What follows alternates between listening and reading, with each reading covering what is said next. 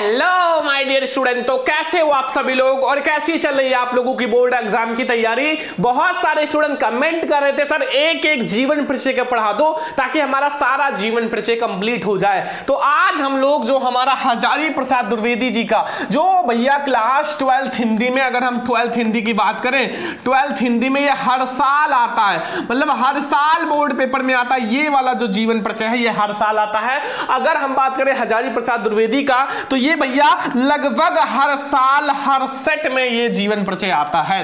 तो बहुत ध्यान से समझना क्योंकि इसमें हम लोग जीवन परिचय उनका छोटा सा देखेंगे और मेन है भैया साहित्यिक परिचय। साहित्यिक परिचय जो कि आपको बताऊंगा कि कैसे बोर्ड एग्जाम में लिखोगे ट्रिक के साथ, नहीं आता फिर भी आप लिख कर आओगे, ठीक है। और टॉपर की कॉपी भी दिखाऊंगा आखिर टॉपर कैसे बोर्ड एग्जाम में लिखता है। आपको पूरा 5 में 5 नंबर मिलेगा, एक भी नंबर एग्जामिनर नहीं कट कर पाएगा।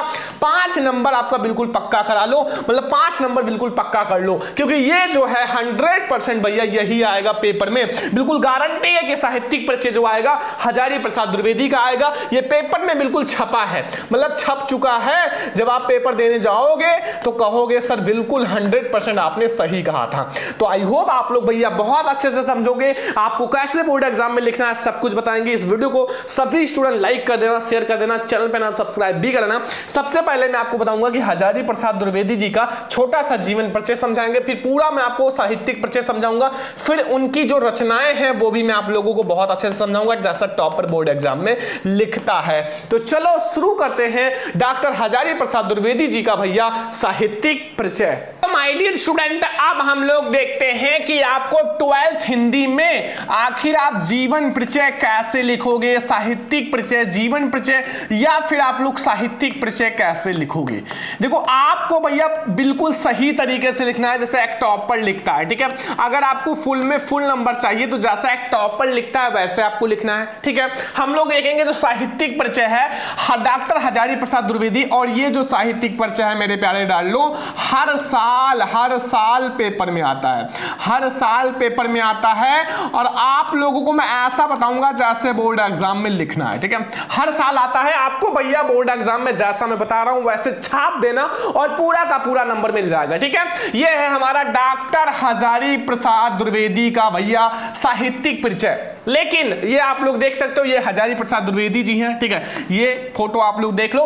तो आप लोग भैया कैसे लिखोगे बोर्ड एग्जाम की कॉपी में, आखिर आप कैसे लिखोगे कि फुल नंबर मिले, फुल मार्क्स मिले। तो सबसे पहले आपके पेपर में तो डायरेक्ट लिखा रहता है कि साहित्यिक परिचय इनकी रचनाएं लिखो, लेकिन आपको सबसे पहले हेडिंग डालना है जीवन परिचय। और आपको भैया जीवन परिचय में उनको ज्यादा नहीं लिखना है, बस उनका नाम लिख दो, उनका जन्म कब हुआ और उनका शिक्षा, थोड़ा सा शिक्षा तो कॉमन होता है, हिंदी इंग्लिश फारसी इन सब का अध्ययन था, और माता का नाम, पिता का नाम, मृत्यु, बस 2-3-4 लाइन लिख देना। आपके जो साहित्यिक परिचय में 4 में चांद लग जाएगा, ठीक है। जितना मैं बता रहा हूं उतना लिखना। और जो मैंने येलो कलर से किया है वो आप लोग भैया बोर्ड एग्जाम में ब्लैक कलर से हाईलाइट कर लेना। सारा ब्लू से लिखना, ये ब्लैक से लिख देना ताकि हाईलाइट रहे। देखो सबसे पहले आचार्य हजारी प्रसाद द्विवेदी का जन्म कब हुआ था, 1907 ईस्वी। कब हुआ था इसको ब्लैक से करना, सारा अगर आप ब्लू से कर रहे हो तो ये ब्लैक से, ताकि ये हाईलाइट लगे। हाइलाइटर का भी यूज कर सकते हो, ठीक है। तो 1907 ईस्वी में वलिया जिले के दूबे का छपरा नामक ग्राम में हुआ था, ठीक है। इनके पिता का नाम क्या था, अनमोल दुबे था, अनमोल द्विवेदी, तथा इनका माता का नाम ज्योतिमती देवी था, ठीक है।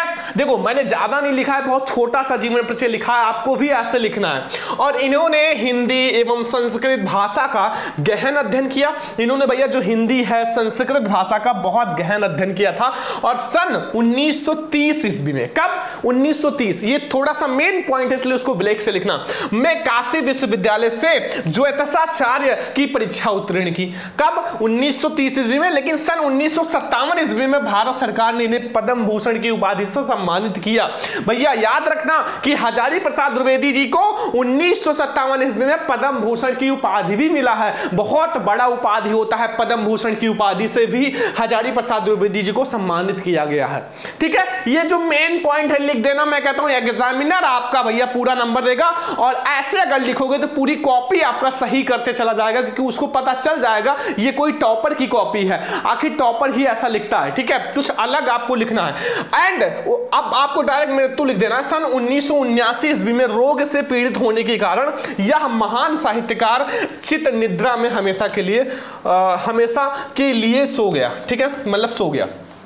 तो मतलब भैया जो हजारी प्रसाद द्विवेदी जी का जन्म कब हुआ था? 1907 में, और मृत्यु कब हुआ? 1979 ईस्वी में। ठीक है, मेन पॉइंट तो ये है, बीच में पद्म भूषण की उपाधि वाला जरूर लिखना, और इनका पिता का नाम जरूर लिखना, अनमोल द्विवेदी, तथा इनका माता का नाम भी जरूर लिखना। ठीक है, छोटा सा जीवन परिचय अगर आप डाल दोगे तो वो भैया आपके बोर्ड एग्जाम में 4 में चांद लगा देगा। अब हम लोग देखने वाले हैं साहित्यिक परिचय। देखो हजारी प्रसाद द्विवेदी जी का साहित्यिक परिचय जो कि आपको कॉपी में लिखना ही पड़ेगा, मेन तो साहित्यिक परिचय है। तो साहित्यिक परिचय और रचनाएं कैसे लिखना है, जैसा मैं बताऊंगा वैसे ही लिखना, तभी आप टॉपर बनोगे। तो चलो मैं आपको बताता हूं।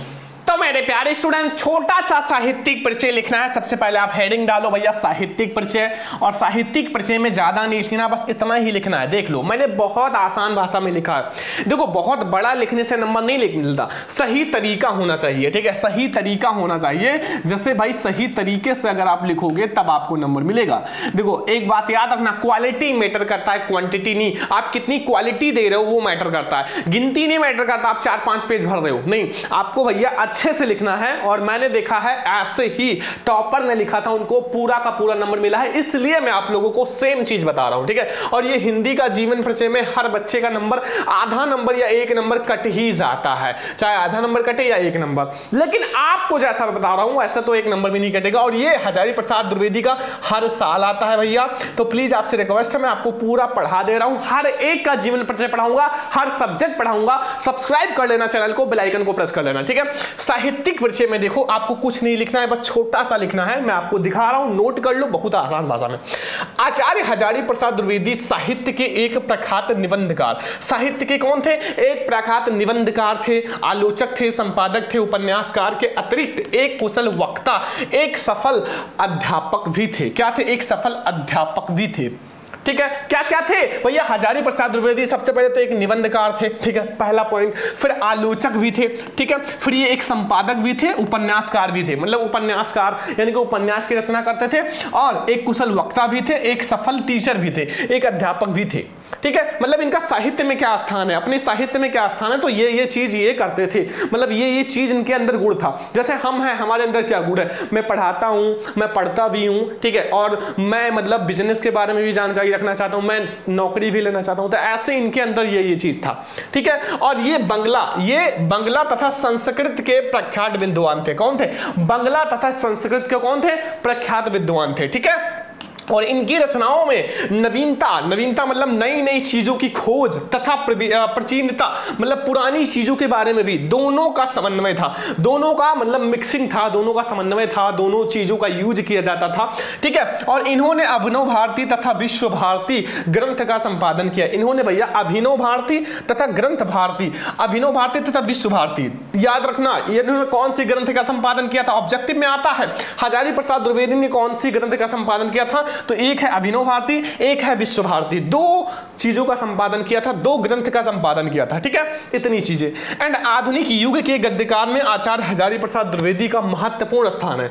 मतलब भैया अगर हम आधुनिक युग के गद्यकार देखें, जो गद्यकार हैं, जो गद्य के लेखक हैं, उनमें आचार्य हजारी प्रसाद द्विवेदी का एक बहुत बड़ा स्थान है, एक बहुत ही महत्वपूर्ण स्थान है। ठीक है, याद रखना। और उनके विषय में विवेचना में गंभीरता और शालीनता, ठीक है, लीनता स्पष्ट रूप से प्रकट है। ठीक है, तो मतलब उनके विषय में विवेचना, गंभीरता तथा शालीनता, क्या है? शालीनता स्पष्ट रूप से दिखाई दे रहा है, प्रकट होता है, प्रकट होती है। ठीक है, बस इतना सा साहित्यिक परिचय लिखना है।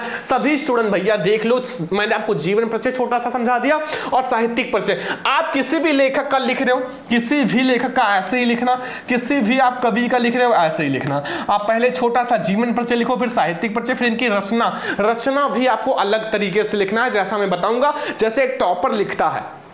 ठीक है, नहीं आता, नहीं याद है तो ट्रिक भी बता दूंगा, लिखना जरूर है। ठीक है, तो ये हो गया हमारा भैया जीवन परिचय। सबसे पहले जीवन परिचय आप लिख लो, फिर इनका साहित्यिक परिचय, दोनों स्क्रीनशॉट ले लो, PDF अभी मैं आपको दे दूंगा।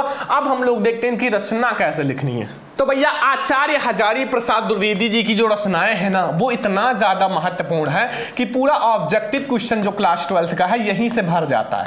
12th ऑब्जेक्टिव क्वेश्चन यहां से आपका 2 नंबर तो आता ही है ऑब्जेक्टिव में। तो इसलिए मैं आपको कह रहा हूं रचनाएं आप इनका सारा तैयार कर लेना। चाहे भैया देखो आपको नहीं आता, मतलब ऐसा नहीं लिख पाते हो, तो भी रचनाएं आपको कैसे लिखना है वो भी मैं आपको बता देता हूं। देखो अगर मान लो आपको ऐसा नहीं लिखना आता तो आप क्या करोगे, सबसे पहले आप हेडिंग डालो रचनाएं, रचनाएं, ठीक है।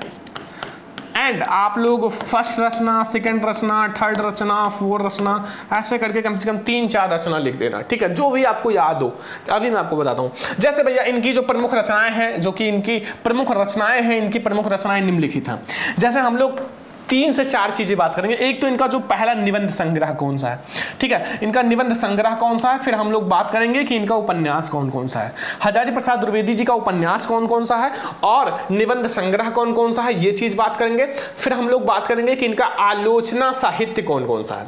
फिर हम लोग लास्ट में इनका इतिहास, आखिर इन्होंने कौन कौन से इतिहास, हिंदी इतिहास में कौन कौन सा चीज किया था, ये चीज हम लोग डिस्कस करेंगे। और अगर आप ये 4 पॉइंट से भैया चीजों को समझाते हो तो एग्जामिनर समझ जाता है कि ये छोटा मोटा नहीं है, ये ऐसा खिलाड़ी है जो सबको भैया मात दे देगा, ठीक है, वो टॉपर लिस्ट में आएगा। तो इसलिए मैं आपको ऐसा बता रहा हूं, ठीक है, कोई नहीं बताएगा, मैं आपको इतना सरल भाषा में बता रहा हूं कि आपको भैया बुक पढ़ने की जरूरत नहीं है, ठीक है। देखो सबसे पहले भैया अगर इनका निबंध संग्रह की बात की जाए तो इनका अशोक के फूल बहुत ज्यादा इंपॉर्टेंट और ऑब्जेक्टिव में आप हर साल देखते होंगे, अशोक के फूल, कुट्टज एंड कल्पलता, ठीक है, ये इनका है निबंध संग्रह। अगर उपन्यास की बात करें तो बाणभट्ट को आत्मकथा या बाणभट्ट की आत्मकथा, बाणभट्ट की आत्मकथा हर साल पेपर में आता है। बाणभट्ट की आत्मकथा किस उपन्यास पे है, बाणभट्ट की आत्मकथा किसकी रचना है, और पुनर्नवा, ठीक है। आपका तीसरा है आलोचना साहित्य, अगर देखा जाए तो साहित्य सहचर और सुर साहित्य कबीर, ये इनका बहुत प्रसिद्ध आलोचना साहित्य है। और इतिहास की बात की जाए तो हिंदी साहित्य का आदिकाल, ये इनकी सारी इंपॉर्टेंट रचनाएं हैं। अब अगर आपको नहीं आता तो आपको हेडिंग डालना रचनाएं और भैया लिखना कौन कौन सा जो आपको आता हो। जैसे आपको आता है इधर मैं थोड़ा सा देखो, इधर अगर आपको आता है अशोक के फूल तो आप लिखो अशोक के फूल। अगर आपको आता है भैया कुटज तो आप कुटज, जैसे आपको फर्स्ट सेकंड थर्ड करके भी आप रचनाएं इनकी लिख सकते हो। अगर आपको आता है पुनर्नवा तो आप लोग लिख सकते हो पुनर्नवा, ठीक है। एंड आप लोग कोई सा भी रचना लिख सकते हो, यहां आप लोग लिख सकते हो जैसे इनके बाणभट्ट की आत्मकथा है, कुटज है, कल्पलता भी लिख सकते हो, कल्पलता। तो ऐसे अगर आपको ये चीज नहीं आता तो आप भाई ऐसे फर्स्ट सेकंड थर्ड करके भी लिख सकते हो, नंबर पूरा मिलेगा, ठीक है। तो ये है हमारा आचार्य हजारी प्रसाद द्विवेदी जी का, भैया डॉक्टर हजारी प्रसाद द्विवेदी जी का जीवन परिचय, साहित्यिक परिचय रचनाएं। अब आपको कॉपी में ऐसे ही लिखना है, बोर्ड कॉपी में ऐसे ही लिखना है, बस ये बात ध्यान रखना, ठीक है, आप लोग ध्यान रखना। अब जितने भी स्टूडेंट को भैया हर सब्जेक्ट का पीडीएफ, नोट सब कुछ चाहिए तो आप हमें कॉल या व्हाट्सएप कर लेना इस नंबर पे 9918863196 9918863196 पे आप हमें कॉल भी कर सकते हो, व्हाट्सएप भी कर सकते हो। मैं आपको व्हाट्सएप पर सारा पीडीएफ भेज दूंगा, ठीक है। तो ये क्लास कैसा लगा कमेंट करके जरूर बताना और आई होप आपको याद भी हो गया होगा, याद ना हुआ हो क्लास को दोबारा देख लो, याद कर लो। ओके, तो आज की इस क्लास को बहुत ज्यादा लाइक करना, बहुत ज्यादा शेयर करना, चैनल पे ना तो सब्सक्राइब भी करना। हम लोग मिलेंगे नेक्स्ट इंपॉर्टेंट क्लास में, तब तक के लिए जय हिंद, वंदे मातरम।